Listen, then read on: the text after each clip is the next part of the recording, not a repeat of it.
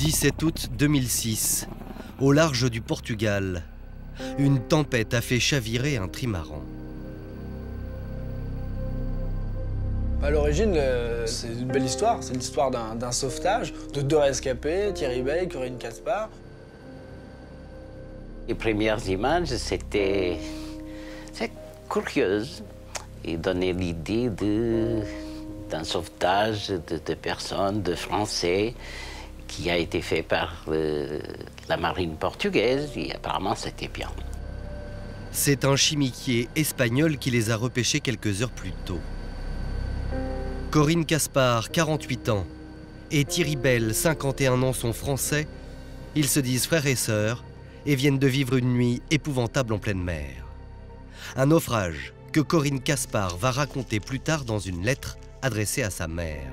Nous avons passé plus de 8 heures et presque toute la nuit dans l'eau froide et très agités, luttant de toutes nos forces pour ne pas nous noyer, accrochés à l'annexe retournée, en espérant désespérément les secours. Après des heures d'attente, ils sont enfin repérés. On les retrouve comme ça sur un canot de sauvetage. C'est un bateau espagnol qui les repère, qui alerte la marine portugaise. Il y a une opération qui se met en place, un hélitreuillage. Ils sont en effet assez détendus et souriants sur ce chimiquier. Ils sont à la proue, ils regardent la mer. Il est je crois, lui en combinaison bleue, elle en blanc. Donc ils ont des habits de marins qu'on leur a prêtés, et tout à fait détendus et assez heureux. On ne peut pas imaginer que derrière ces images de bonheur se cache en fait un fait divers incroyable avec des ramifications assez dingues. Cette belle histoire va très vite virer au cauchemar, car Corinne Caspar va expliquer qu'en réalité, elle et Thierry n'étaient pas seuls sur le bateau. Corinne dit effectivement il y a quelqu'un d'autre dans le bateau, il y a une 3e personne. Donc voilà, il n'y avait pas que nous deux, donc il y a encore quelqu'un à rechercher.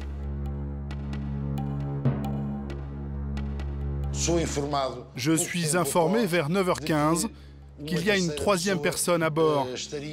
Et on ne sait pas encore à ce moment-là si elle est vivante ou morte. On savait juste qu'il y avait une 3e personne dans le trimaran. Cette personne, c'est André Le Floch, le propriétaire du bateau l'Intermezzo. Un retraité breton de 67 ans, passionné de voile. À ce moment-là, personne ne sait ce qui est arrivé à André Le Floch. Lisbonne, quelques heures plus tard. Les 2 rescapés sont ramenés sur la côte. Chacun prend place dans une ambulance, direction l'hôpital.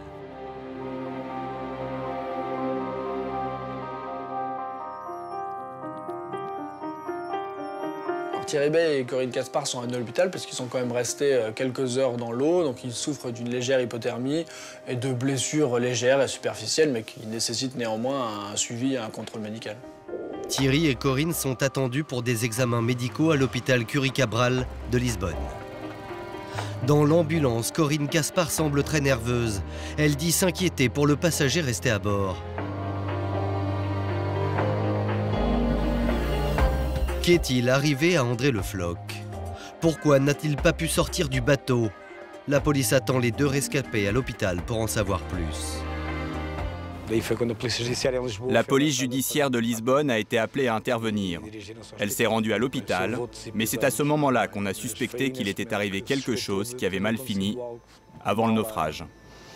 Il peut y avoir toutes les hypothèses, d'un simple accident de mer ou un naufrage, ou pourquoi pas un homicide.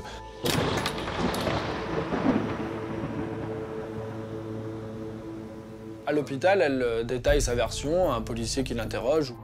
Face aux enquêteurs, Corinne Caspar donne sa version des faits.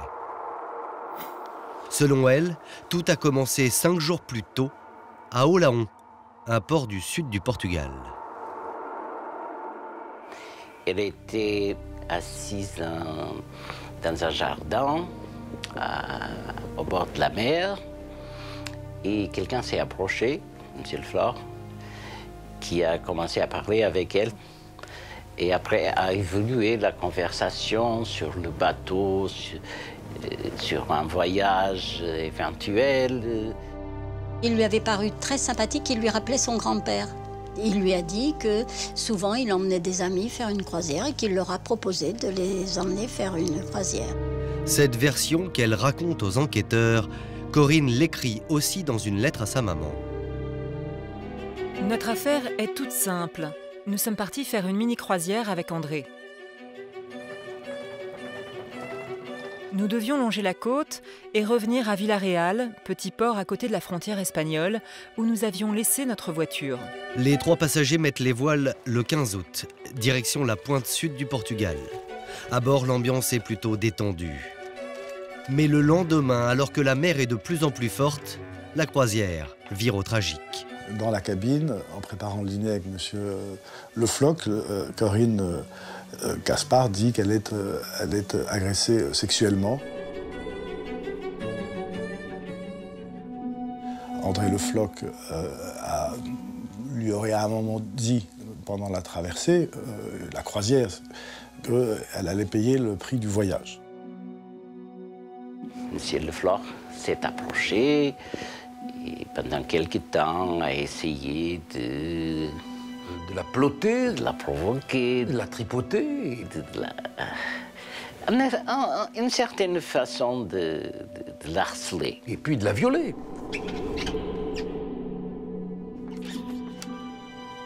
Quand j'ai réussi à hurler à l'aide, il s'est saisi d'un couteau et il voulait nous tuer. À ce moment-là, Thierry Bell accourt. Il a pris la défense de Corinne. Monsieur Le Floch insistait. Il hurlait qu'il allait nous tuer et nous jeter par-dessus bord. Il était devenu complètement fou. Alors j'ai essayé de l'assommer sans y parvenir. Et elle frappe à ce moment-là monsieur Le Floch avec une poêle. Entre Thierry et moi, je ne sais comment nous avons réussi à lui ligoter les mains. Ils le maîtrisent, ils sont tous les deux, ils parviennent à le maîtriser, à l'allonger et à l'entraver sur le lit de la cabine. Mais André continuait à proférer ses menaces et il se cognait la tête contre le mur. Corinne m'a dit qu'elle avait donné un calmant, ou plusieurs même, à M. Le Floch, pour le calmer. Je suis restée avec lui tout le temps, jusqu'à ce que Thierry m'appelle sur le pont pour tenir la barre, quelques instants avant que le bateau ne se retourne. Après, c'est la tempête. Thierry Bell à la barre de ce bateau qui est très compliqué à manœuvrer, surtout dans les creux de 4 mètres et par force 6. Il n'est pas arrivé à le naviguer, donc il s'est petit à petit échoué. André était bien vivant au moment du naufrage. Par hasard, dans des creux et une mer déchaînée, ils attrapent l'annexe qu'ils actionnent et donc ils se trouvent protégés, si j'ose dire, du chaos du bateau à ce moment-là. Voilà, l'affaire devient un petit peu plus curieuse. Déjà, il y a une 3e personne. En plus, on apprend qu'elle est potentiellement ligotée, qu'il y a une histoire de pseudo-tentative de viol, donc ça devient un peu plus curieux. Et effectivement, les policiers portugais vont vouloir en savoir plus. À l'hôpital, les policiers trouvent les révélations de Corinne Caspar bien étranges. Et le comportement de Thierry Bell aggrave les suspicions.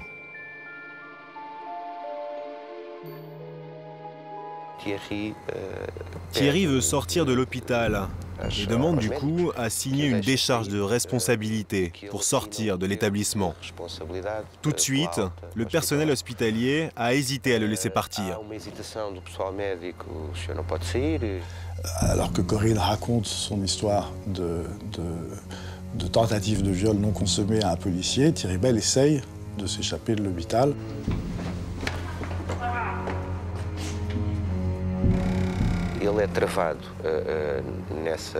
Il a été arrêté dans sa fuite par les policiers qui sont en permanence dans l'hôpital. C'est eux qui avaient informé quelques minutes auparavant la police judiciaire de Lisbonne du comportement suspect de l'une des 2 personnes qui venaient d'être sauvées.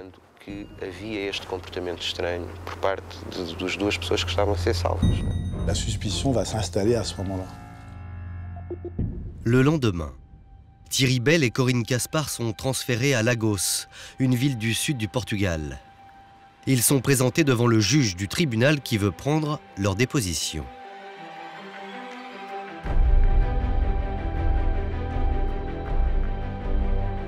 Alors ils vont être auditionnés par un juge à Lagos.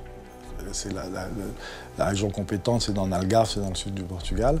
Et ils sont auditionnés, ils redonnent à peu près les mêmes versions, enfin en tout cas Corinne. Thierry Bell ne parle que très peu. Il s'agirait d'un accident. C'est grosso modo la version qu'elle a donnée au juge. Pendant ce temps-là, évidemment, la marine portugaise continue à effectuer des recherches, à rechercher le corps de cette troisième personne dans l'épave de l'Intermezzo. En effet, les conditions météo sont meilleures. Les plongeurs de la marine peuvent enfin s'approcher du trimaran. Et là, ils vont faire une terrible découverte. Un plongeur parvient à apercevoir le corps d'André Le Floch et constate qu'il est entravé. Donc effectivement, il ne s'est pas passé quelque chose de tout à fait normal à l'intérieur de ce bateau. André Le Floch est totalement ligoté. On est loin des simples liens dont parlait Corinne Caspar dans sa première déclaration.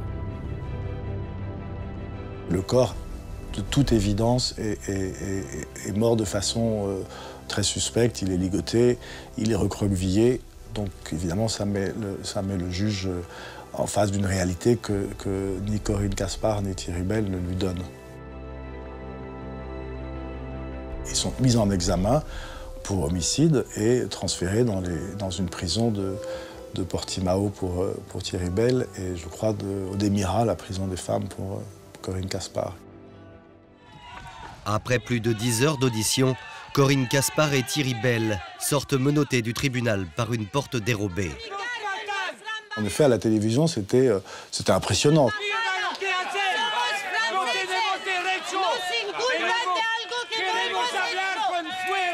Ils hurlent qu'ils sont innocents.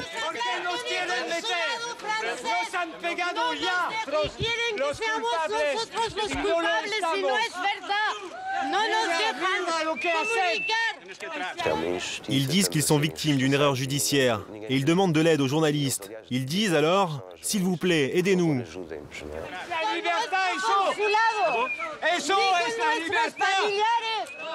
Thierry a été poussé de force dans le véhicule de la police. Il y a eu contact physique, car il ne voulait pas rentrer dans la voiture. No cumplen con la... Tienes que entrar, Corinne. No cumplen con la justicia. ¡Ayuda! ¡Ayuda! ¡Ayuda!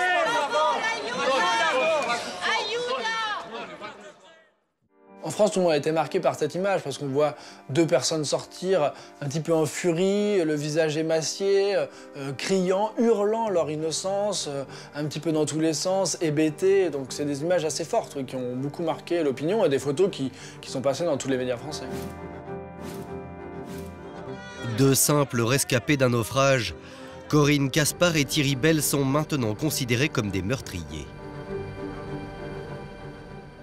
Et cela ne va pas s'arranger, car en quelques heures, c'est toute leur thèse de la légitime défense qui va s'effondrer. D'abord, d'après les premiers éléments de l'enquête, André Le Floch n'a rien d'un violeur. C'est un homme qui apparaît sans histoire, qui n'a pas d'antécédents, on ne lui connaît pas de cas de violence ou d'agression sexuelle. Il n'a pas le profil d'un satyre, en tout cas. Bien au contraire, André Le Floch est un homme paisible, un grand-père amoureux de la mer. Dire qu'il a essayé de violer la femme, pour moi, c'est une chose impossible, parce qu'il ne ferait jamais ça, je sais bien. D'autant que l'examen gynécologique pratiqué sur Corinne Caspar au lendemain du naufrage réduit à néant sa version de l'histoire. Corinne a été examinée. Et les résultats de l'examen n'ont pas du tout confirmé la tentative de viol. Et ce n'est pas tout. La thèse de la légitime défense vole en éclats lorsque le corps d'André Le Floch est repêché. Le jour suivant, quand nous avons décidé de remorquer le bateau vers des eaux plus calmes et moins profondes, il fut possible de repêcher le corps. Et nous avons pu vérifier qu'il n'avait pas que les mains attachées. Et le commandant de la police maritime s'en souvient. C'est lui qui dirigeait les opérations de remorquage. Il est l'une des premières personnes à avoir vu le corps d'André Le Floch. Il était dans l'intermezzo, dans la zone la plus spacieuse qui fait office de salon et cuisine, entouré de voiles, de cordes, de choses qui s'étaient éparpillées dans le bateau. Il avait les mains et les pieds attachés et des poids attachés à son corps. Il avait une ceinture de plomb autour du corps. Ce qui voulait dire qu'on voulait le faire couler. Il avait des poids autour du corps, c'est tout ce que je peux vous dire.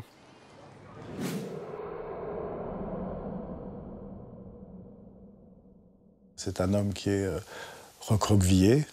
C'est un homme qui a au pied 2 sacs de couchage, ligotés, attachés, qui a des instruments de cuisine, qui a également une ceinture de plomb et dont le corps est entièrement ligoté d'un cordage bleu, où les poignets sont attachés, les doigts sont bloqués dans du sparadrap, et le cordage bleu descend le long du corps, à nouveau ligote la ceinture, le bassin et les pieds. Au total, ce sont près de 30 kilos qui lestent le corps d'André Le Floch. Difficile, dans ces conditions, de croire à la thèse d'une mort accidentelle. Comme l'a dit le commandant qui a supervisé les recherches, le corps ne ressemblait pas à un cadavre. Il ressemblait à un sapin de Noël. Sapin de Noël, pourquoi pas? Il y a de la couleur, si j'ose dire. C'est pas le propos. C'est surtout une souffrance. C'est un homme qui a vraiment dû voir venir son dernier moment. Rien à voir avec la version que donne Corinne Caspar d'une simple dispute, du silence de Thierry Bell. Et à l'évidence, c'est un corps qui était destiné à être coulé et à couler très vite. Lorsque le corps d'André Le Floch est retrouvé, difficile pour les policiers de croire à autre chose qu'à un meurtre. Le cadavre est immédiatement transporté à l'hôpital pour autopsie. L'autopsie est accablante pour le couple. D'abord, contrairement à ce que dit Corinne Caspar, on ne retrouve aucune trace de calmant dans les analyses pratiquées sur le corps d'André Le Floch. Pire, alors que le couple a toujours affirmé qu'André Le Floch était vivant au moment du naufrage, le rapport d'autopsie démontre exactement le contraire. Les poumons d'André Le Floch ne sont pas gorgés d'eau. Ça, c'est très important. Ça veut dire qu'André Le Floch était mort avant le naufrage. Alors, dans quelles conditions André Le Floch a-t-il trouvé la mort? L'autopsie montre des traces de lésions importantes au niveau du cou. La mort n'est donc pas due à la noyade. Il est mort par asphyxie mécanique, par strangulation.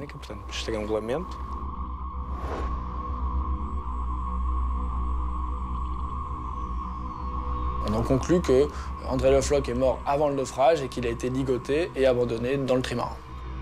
L'autopsie révèle qu'en fait, il est ligoté post-mortem. Il n'y a aucune trace des bas de son côté.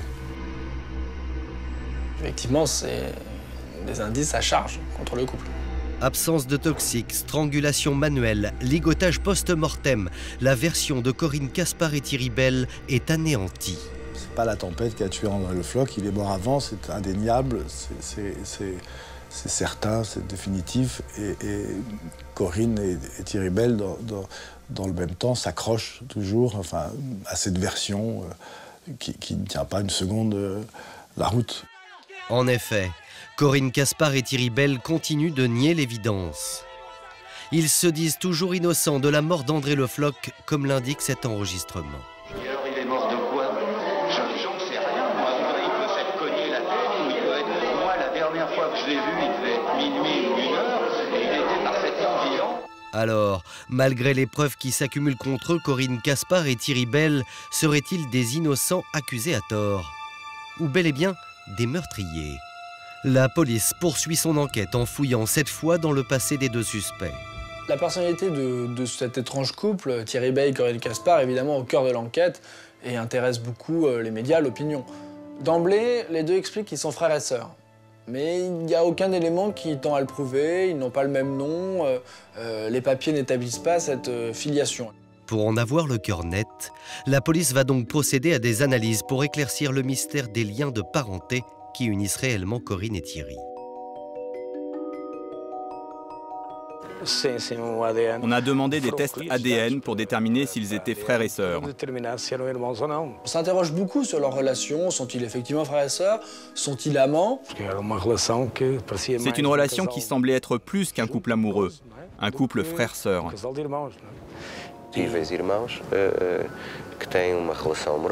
Un couple frère et sœur qui avait une relation amoureuse.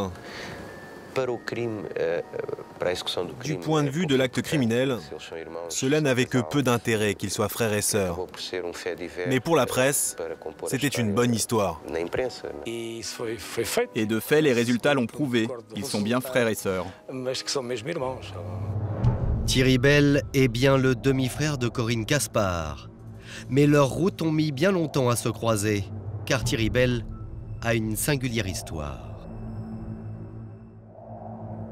C'est un enfant abandonné qui est élevé par une mère adoptive et qui fait à une quarantaine d'années une enquête sur son passé et sur ses origines et qui retrouve la mère de Corinne Caspar dans le Gard, qui décide de débarquer un beau jour dans la maison familiale et retrouver sa mère naturelle. C'était en 1997. Carole se souvient très bien de ce jour où sa vie et celle de sa fille Corinne ont basculé. À 8h30, alors qu'on prenait notre petit-déj sur la terrasse avec ma fille, on sonne au portail. Je vais ouvrir et je rencontre quelqu'un qui me dit « Voilà, je suis généalogiste. Et je voudrais vous voir au sujet de... » Comme j'étais de bonne humeur, je lui dis « Bon, ben venez, on est en train de prendre le petit-déj, vous voulez venir boire un café ?» Il monte avec moi. Et là, au bout de 5 minutes, il me dit « Nous nous sommes rencontrés. » Et moi, je lui dis ah oui, je sais, vous êtes mon fils. En 1955, Carole Caspar accouche sous X et abandonne son petit garçon. C'est Thierry Bell. Au fond de moi, j'ai tout de suite pensé que c'était lui. Et j'ai vraiment cru que le ciel allait me tomber sur la tête. Là, comme qui dirait accepté comme son fils, reconnu, enfin de manière tout à fait officieuse entre eux. Et Thierry Bey s'est installé auprès d'elle et de sa fille. Elle avait la beauté, l'intelligence, tout pour réussir une vie satisfaisante. Corinne vivait avec sa mère. Bon, elle avait vécu sans doute une histoire douloureuse puisqu'elle avait été mariée, elle était divorcée, elle avait un enfant dont elle n'avait pas la garde. Donc on peut imaginer que ça ne s'était pas forcément très bien passé. Donc là, elle était revenue vivre avec sa mère et toutes les deux, elles faisaient des bijoux en céramique. Dès qu'elle l'a connue, elle a été en admiration. Oui, effectivement, quand ils se rencontrent, Thierry Bey et Corinne Caspar, quelque chose se passe. Et elle me disait, j'ai toujours rêvé d'un frère comme ça. Il est merveilleux, il est intelligent. Corinne est subjuguée par ce demi-frère, par ce grand frère qu'elle n'a jamais eu. D'ailleurs, un lien très fort se crée entre eux, mais Thierry va très vite se montrer un peu trop envahissant.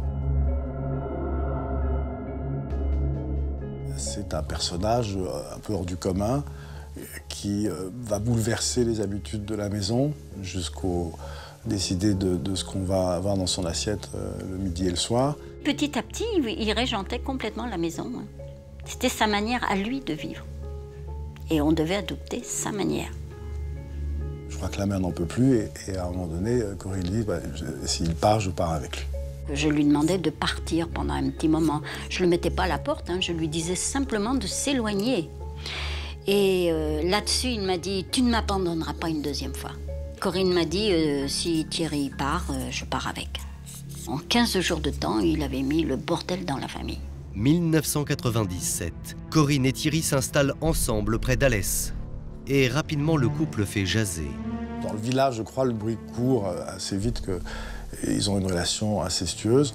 J'ai posé la question carrément à ma fille un jour, qui m'a dit « qu'est-ce que ça changerait ?» La réponse est ambiguë, comme leur lien. J'aurais préféré qu'ils couchent carrément ensemble. Ils ont peut-être une relation incestueuse. En tout cas, ils ont un lien de couple. Enfin, n'empêche que ni l'un ni l'autre n'avaient de petits amis ou de petites amies. Moi, je ne pensais pas que ça pouvait exister, ça. Cette fusion qu'ils avaient ensemble. Thierry Bey subjugue sa demi-sœur, il l'emmène avec elle finalement au bout de 3 semaines, et il l'emmène pendant 10 ans. Le tandem, Corinne et Thierry, entame alors une vie de bohème. Alors pendant 10 ans, Thierry et Corinne vont vivre un petit peu comme des marginaux. Ils vont s'installer dans le Gard où ils laissent pas un bon souvenir à leurs voisins. Mais c'était vraiment le couple fromage de chèvre, carottes arrachées le matin dans le jardin. Des gens tout à fait poétiques, quoi. Hein. Quelques années plus tard, le couple s'installe dans un petit hameau près de Millau et s'enfonce dans la marginalité. Ils vivent du RMI dans cette modeste maison. Ils n'avaient pas d'eau, pas d'électricité, ils n'avaient rien. Je ne sais même pas comment ils sont restés 2 ans ici. Je sais pas. C'était Robinson. C'était des jeunes babacools. Et voilà. Maintenant, hein, ils vivaient avec des bougies. Hein. Un couple étrange qui vit refermé sur lui-même et commence à avoir des problèmes avec le voisinage. On les décrit comme, surtout Thierry Bey, comme un petit peu violent, il se serait bagarré, enfin il s'est même bagarré avec ses voisins. Agressif ils étaient, ça se voyait, c'est pas normal. Lui il est allé voir le propriétaire, il a dit ouais les chèvres, il a dit ouais ben écoute c'est pas grave, je vais les enlever. Et l'autre il a mal pris. Il a pris une hache, il a dit je t'encule. L'autre a fait comme ça, s'il fait pas ça, il palage dans la tête. Heureusement qu'il a fait ça, sinon il prend un plein front. Ben, je sais pas combien de points de suture, fracture de l'avant-bras. C'est un coup d'hache, c'est pas un coup de... Non, non, c'était des fous. Des fous. Pour cette agression, Thierry Bey sera condamné à 3 mois de prison avec sursis. Il n'y a pas de quoi vraiment défrayer la chronique. Hein. Et je vous assure que j'aurais pas imaginé une seconde que ce couple de babacool allait se retrouver quelques années plus tard au Portugal dans l'affaire de l'intermezzo. Quand ils quittent le village où ils sont installés, les voisins sont plutôt satisfaits. Pour les policiers, Corinne Caspar et Thierry Bey ont donc tout d'un couple sans le sou à la dérive. Et quand à l'été 2006, ils arrivent au Portugal, ce n'est pas vraiment pour faire du tourisme. Ils ont selon eux d'autres intentions bien plus sombres. Selon la police, en fait, Thierry Bey et Corinne Caspar avaient monté un plan machiavélique. D'ailleurs, l'homicide volontaire avec préméditation a été retenu. Leur objectif était de rencontrer quelqu'un qui possédait un bateau, de s'en débarrasser, de le supprimer et d'ensuite voler le bateau, tout simplement. Selon l'accusation, c'était un plan tout à fait préparé, un stratagème pour voler le bateau. Thierry, qui est un peu l'instigateur, qui au regard de certains enquêteurs, même manipule sa demi-sœur, donc ne lui donne pas ses réelles intentions, ne lui dit pas vraiment ce qu'il a envie de faire. En tout cas, il aurait repéré le bateau. Et si Thierry Bey choisit l'intermezzo, ce n'est pas par hasard. C'est plutôt un beau bateau, un beau trimaran en tout cas, qui, dans le quartier de Nantes où habitait André Le Floch, faisait l'admiration des voisins, enfin il était remarqué, quoi. C'était pas une coque de noix.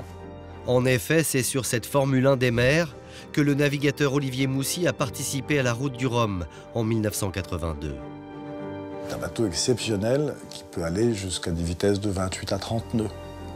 Ce petit bijou, André Le Floch se l'était offert 4 ans plus tôt. C'était son bateau, c'était le coup de foudre, oui. Les enquêteurs imaginent alors que le couple aurait mis au point un scénario pour subtiliser l'intermezzo.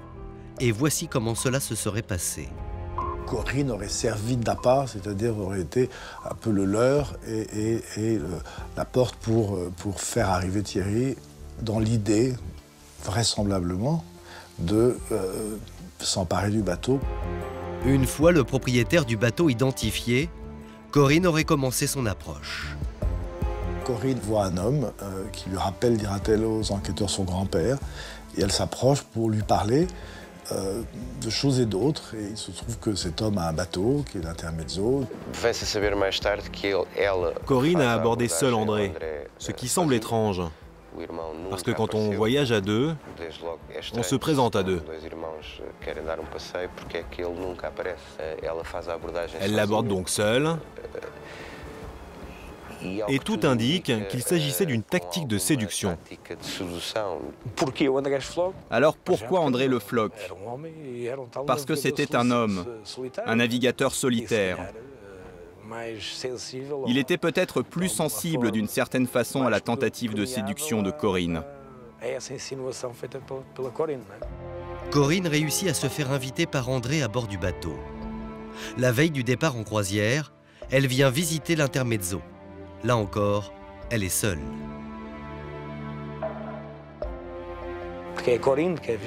Vous avez remarqué que dans les jours précédents, on n'a pas vu Thierry.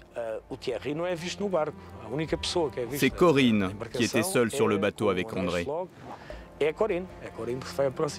On sait qu'elle a été dans le bateau le jour avant, pendant 2 heures ou quelque chose. En effet, il y a un bateau de plaisanciers qui est là et qui témoignera avoir vu Corinne sur l'Intermezzo, seule, pendant plusieurs heures, avec M. Le Floch. Pour les policiers, Corinne aurait délibérément tenté de séduire André Le Floch pour gagner sa confiance. Ce n'est qu'après qu'elle lui aurait dit que son frère allait lui aussi faire partie de la croisière. Mais il y a un autre témoignage qui va venir renforcer l'hypothèse d'un crime prémédité. Cet homme a conduit sur son bateau taxi le 15 août 2006 Thierry et Corinne jusqu'à l'Intermezzo qui mouillait au large. Normalement, je devais les déposer sur l'île, mais ils m'ont demandé de les déposer sur le trimaran. Ils avaient tout un tas de bagages, plusieurs sacs, et en plus ils avaient des sacs de supermarché remplis de courses, avec tout un tas de boissons, sans parler des bières et du whisky. Cette quantité de bagages va surprendre André Le Floch lorsqu'il voit arriver Corinne et Thierry. Monsieur Le Floch a un peu fait la gueule quand il a vu tout ça arriver, mais bon, c'est passé, vraisemblablement, son étonnement est passé. Ils avaient beaucoup de bagages, et surtout, ils étaient très très lourds. Juste pour une croisière, ça faisait beaucoup de bagages. Pour les enquêteurs, si Corinne Caspar et Thierry Bell ont pris avec eux tous leurs bagages, c'est que forcément ils n'avaient pas l'intention de revenir à terre. Pourquoi ils n'ont pas laissé la voiture au port d'Olao, près du bateau? Alors qu'à Olao, il y a un parking. Et eux, ils sont allés se garer à 40 km. Thierry Bell laisse sa voiture et regagne Olao par le train. Il dira après aux policiers qu'il ne sait plus où il l'a garé et les policiers vont mettre une semaine à retrouver la voiture. Et quand les policiers découvrent la voiture, elle est dans un drôle d'état.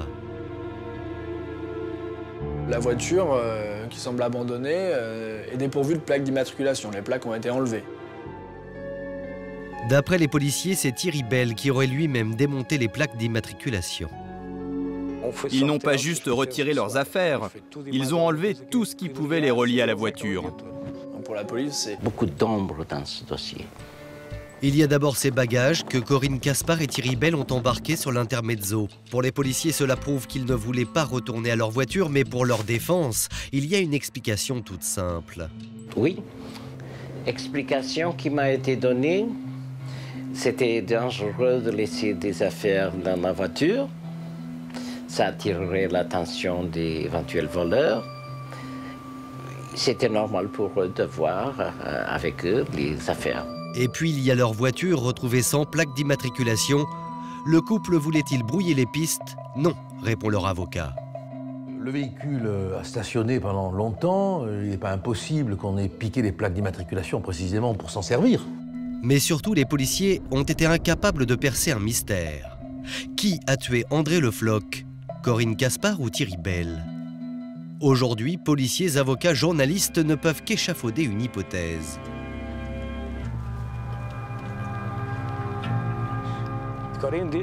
Corinne dit qu'elle l'a cogné avec une poêle. Donc on peut dire que les traces de coups sur la tête d'André Le Floch sont expliquées. Mais au niveau de l'asphyxie mécanique, l'étranglement avec les mains, ça semble difficile de croire que Corinne ait eu assez de force pour étrangler André Le Floch. Ça pourrait être une autre personne. Donc, qui ça pourrait être? Thierry? On peut supposer qu'elle s'est endormie avant la tempête, qu'elle s'est réveillée dans la tempête, qu'il y a eu quelques heures pendant lesquelles sur le bateau, Thierry Bell était seul avec Monsieur Le Floch pendant que sa demi-sœur dormait. Donc il a pu faire là des choses qu'elle n'a pas vues. Que s'est-il réellement passé à bord de l'Intermezzo? À l'aube du procès, Corinne Caspar et Thierry Bell vont-ils changer de ligne de défense et s'accuser l'un l'autre? La vérité va-t-elle enfin finir par éclater?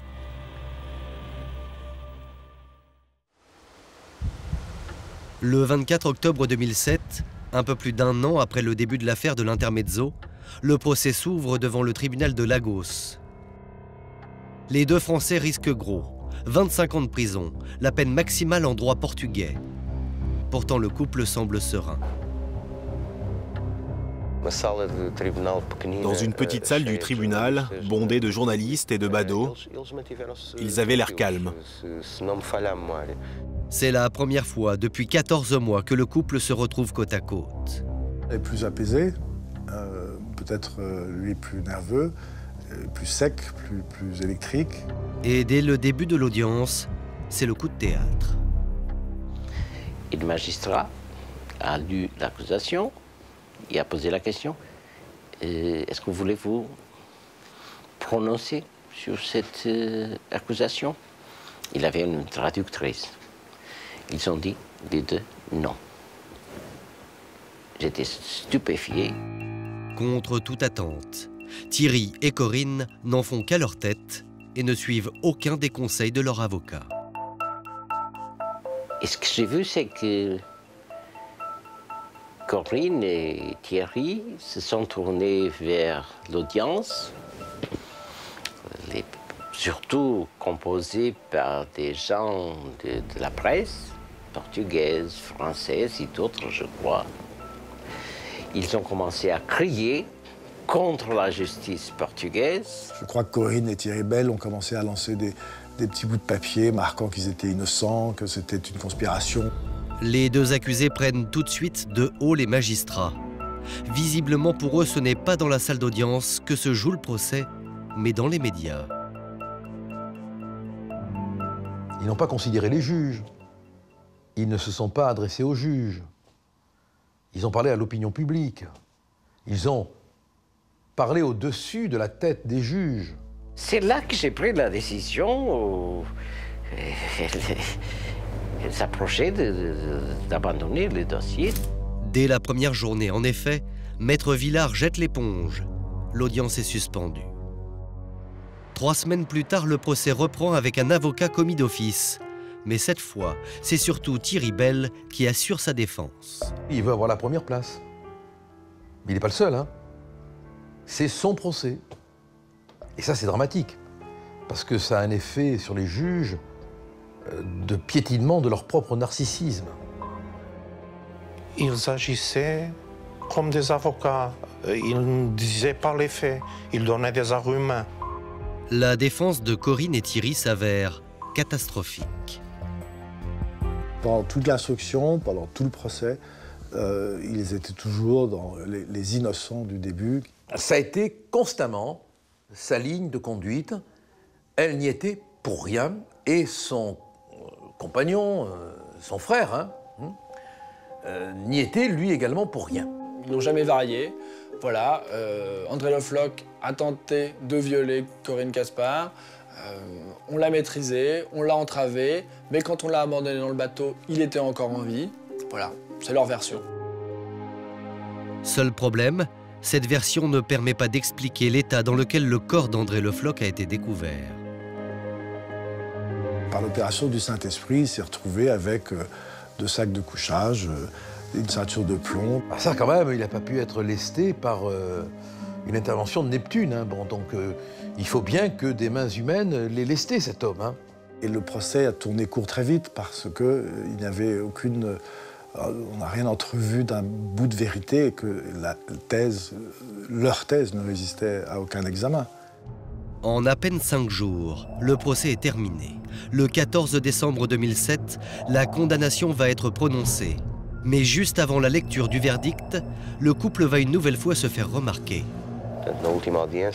Le dernier jour, ils se sont retournés vers les journalistes pour crier leur innocence, pour dire qu'ils étaient des victimes. Enfin, surtout Thierry. André Le Floch n'est pas mort étranglé. Il est mort de froid dans le bateau. En attendant les... Ils se sont retournés et se sont adressés à la famille de la victime et ont dit « On n'a rien fait, on n'a pas tué, nous sommes victimes d'une injustice et blablabla ». On a dû les évacuer de la salle d'audience. Nous manifesterons notre innocence. André Le Floch est mort de froid dans le bateau. À la fin, ils ont perdu la tête. Le couple est évacué et c'est donc en leur absence que le verdict est rendu. Ils ont été condamnés à 24 ans de prison, c'est quasiment le maximum. C'est eux-mêmes qui sont condamnés.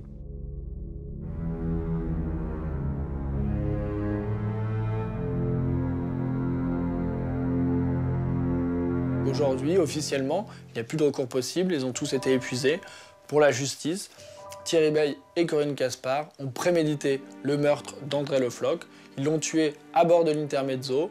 Il a vraisemblablement été étranglé, puis entravé, puis lesté d'une ceinture de plomb, abandonné dans ce trimaran qui a fait naufrage. Voilà, c'est la vérité judiciaire de cette histoire. C'est ainsi que, pour la justice, s'est déroulé le drame de l'Intermezzo. Aujourd'hui, Corinne Caspar purge sa peine dans une prison pour femmes près de Lisbonne. Son frère est détenu dans un autre établissement de la région. 4 ans après le drame, la mort d'André Le Floch affecte encore toute sa famille. Une chose comme ça, c'est... Personne ne s'y attend. On ne peut pas se préparer à quelque chose dans ce genre-là, c'est impossible. On avait encore besoin de lui. Ses petits-enfants avaient besoin de lui, et moi j'avais besoin de lui. Mes frères avaient besoin de lui, et tout le monde. Et il avait encore tellement de choses à nous donner. Ça fait vraiment mal de savoir qu'il n'est plus là. Il nous manque, c'est tout.